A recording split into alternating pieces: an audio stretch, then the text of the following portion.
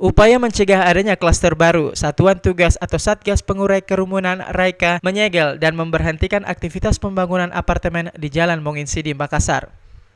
Master Covid Kecamatan Ujung Pandang Andi Patiwira mengaku pemberhentian aktivitas dilakukan karena diketahui adanya 45 karyawan atau pekerja proyek yang terpapar COVID-19 berdasarkan hasil pemeriksaan swab test. Diketahui proyek yang dikerjakan PT Totalinda Building Construction mendatangkan pekerja dari Jawa yang sudah terpapar COVID-19, sementara pekerja tersebut telah melakukan kontak dengan sejumlah pekerja lainnya sehingga pemeriksaan swab dilakukan secara rutin. Namun hasil pemeriksaan positif terus bertambah, hingga saat ini dinyatakan 45 orang terpapar COVID-19. Penghentian aktivitas pembangunan secara total dilakukan hingga batas waktu yang belum ditentukan atau hingga kondisi dirasa cukup aman untuk kembali dibuka.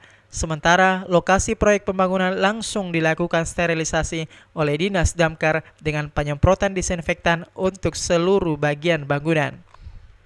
Ira, Fajar TV dan Fajar Radio melaporkan.